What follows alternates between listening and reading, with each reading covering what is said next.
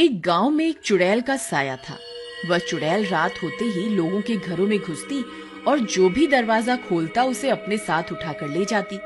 अरे मर गया रे, कोई तो मुझे बचाओ, कोई तो मुझे इस चुड़ैल से बचाओ, ये मुझे ले जाकर खा जाएगी। अगले दिन, ए विमला, जल्दी से ये सारे बर्तन धो ले, अंधेरा होने वाला है। अगर रात हो गई तो चुड़ैल यहाँ आ जाएगी। जी माँ जी, मैं रात होने से पहले सारा काम खत्म कर लूंगी। फिर इतना बोलकर विमला की सास घर के अंदर चली जाती है। सुनो जी, तुम्हें पता चला कल कल्लू को चुड़ैल उठाकर ले गई। हाँ, मुझे सुबह ही पता चला। गांव वालों ने उसे बोला था कि अपने घर के आगे चुड़ैल कल आना लिखवा ले, लेकिन वो कहता था कि मैं इन चीजों में विश्वास नहीं रखता और मैं किसी चुड़ैल से नहीं डरता। और अब देखो, उठा के ले गई ना चुड़ैल उसको। आप सही बोल रहे हो जी, भगवान का लाख शुक्र है, हमने तो अपने घर के आगे चुड़ैल कल आना लिखा हुआ है। तभी उसका बेटा घर आता है। हाँ माँ, लेकिन विमला घर के बाहर ही काम कर रही है, उसे भी घर के अंदर बुला लो, अंधेरा होने वाला है, कहीं चुड़ैल ना आ जाए। क्यों रे राजेश, तुझे बड़ी फिक्र हो रही अपनी बीवी की। तू चुपचाप अपने कमरे में चला जा, जब तेरी पत्नी बाहर का सारा काम निपटा लेगी तभी उसे घर में आने दूंगी। चल चुपचाप अपने कमरे में जा। फिर वह उदास होकर अपने कमरे में चला जाता और खिड़की से विमला को पुकारता है। विमला, विमला, अंधेरा होने वाला है, कहीं चुड़ैल ना आ जाए। लेकिन मेरा काम अभी खत्म नहीं हुआ, अगर मैं काम अधूरा छोड़ के आऊंगी तो माँ जी को अच्छा नहीं लगेगा। मैं यहाँ नहीं रहना चाहिए, कहीं चुड़ैल ना आ जाए। फिर विमला घर के अंदर जाने लगती है। अरे बहू रानी, अंदर कहाँ घुसी आ रही हो? अभी तो इतने सारे बर्तन पड़े हैं, वो कौन साफ करेगा? माँ जी, मैं कल सुबह जल्दी उठकर सारा काम निपटा दूंगी, लेकिन अभी रात हो गई है, मुझे घर के अंदर आने दो, वरना चुड़ैल मुझे उठाकर ले जाएगी। ठीक है, तुझे एक ही शर्त पे घर के अंदर आने दूंगी। मुझे सोने के कंगन पहनने का बहुत शौक है, तू अपनी माँ को बोल के मुझे सोने के कंगन बनवा दे। नहीं नहीं माँ जी, ये आप क्या कह रही हैं? मेरे माँ बाप ने लोगों से कर्जा लेकर तो मेरी शादी की है, वह आपकी ये मांग कैसे पूरी कर पाएंगे? आप मुझसे जितना चाहे काम करवा लो, मैं उफ तक नहीं करूंगी, लेकिन मेरे माँ बाप से कुछ मत मांगिए। मुझे तो पहले ही पता था तेरे माँ बाप के बस की कुछ नहीं है, उन्होंने अपनी बेटी के लिए किया ही क्या है आज तक। इतना बोलकर विमला की सास गुस्से में अपने कमरे में चली जाती है। बेटा, अपनी लालची पत्नी की तरफ से मैं तुमसे माफी मांगता हूं, उसे माफ कर दो। नहीं नहीं पिताजी, आप माफी मत मांगिए, इसमें आपका कोई कसूर नहीं है। इतना बोलकर विमला अपने कमरे में चली जाती है। इस लालची औरत ने तो आज हद ही पार कर दी, ऐसी पत्नी होने से अच्छा तो न ही हो। फिर वह बाहर जाता है और दरवाजे पे लिखा होता है, चुड़ैल कल आना। वह उसे काट कर चुड़ैल आ जाना लिख देता है और जल्दी से घर के अंदर चला जाता है और अलमारी के पीछे छुप जाता है। फिर अंधेरा होने पर चुड़ैल अपने शिकार पर निकलती है।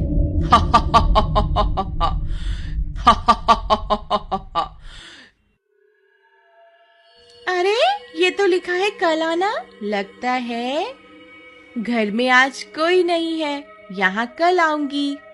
फिर वह आगे बढ़ जाती है।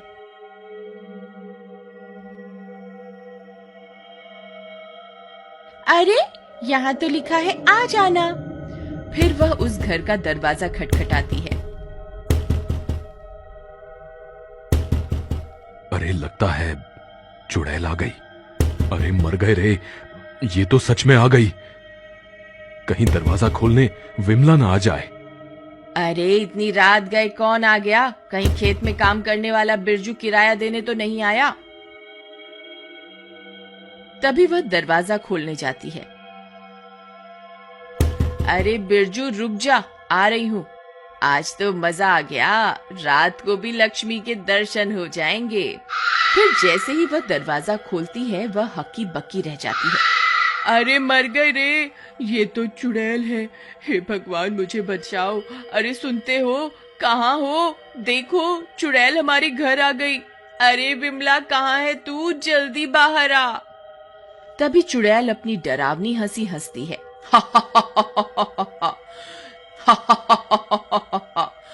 तुझे मुझसे कोई नहीं बचा सकता। इतना बोलकर वह उसे उठाती है और आसमां में उड़ जाती है। सब गांव वाले इस मंजर को अपनी आंखों से देखते हैं, लेकिन कोई भी डर के मारे उसे बचाने के लिए बाहर नहीं आता और चुड़ैल उसे उठाकर अपने साथ ले जाती है। शुक्र है भगवान का, इस लालची औरत से जान तो छूटी। तभी विमला बाहर आती है। अरे पिताजी, ये कैसी आवाज थी? और माँ जी कहाँ हैं? उस लालची औरत को तो चुड़ैल उठाकर ले गई। आज से तुम्हारी सारी परेशानियों का अंत। लेकिन पिताजी, हमने तो घर के बाहर चुड़ैल कल आना लिखा हुआ था, तो फिर चुड़ैल हमारे घर कैसे आ गई? अरे ये क्या, किसी ने इसे काटकर चुड़ैल आज आना लिख दिया। ये किसने किया? ये जरूर किसी गांव वाले की शरारत है। मैं अभी पता लगाता हूं। ठहरो बेटा, तुम्हें कहीं जाने की जरूरत नहीं है, ये मैंने ही किया है।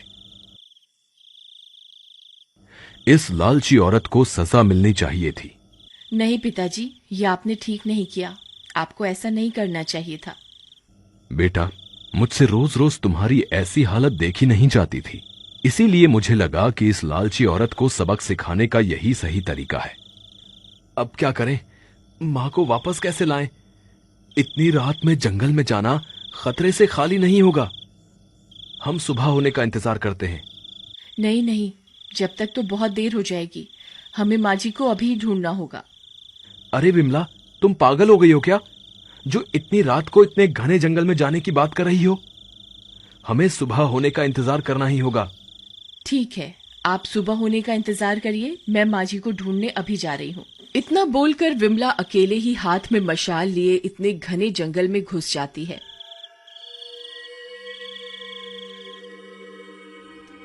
हे भगवान, कृपा करके मेरी बहू का साथ देना। वहीं विमला जंगल में चुड़ैल की तलाश करती रहती है। तभी उसे डरावनी आवाजें सुनाई देती हैं। विमला बहुत डर जाती है। तभी उसे डरावनी हंसी सुनाई देती है।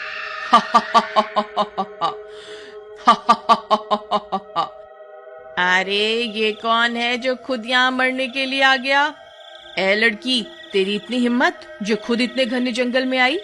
तुझे बिल्कुल भी डर नहीं लगा? हे चुड़ैल, कृपा करके मेरी माँ को छोड़ दो, बदले में मेरी जान ले लो।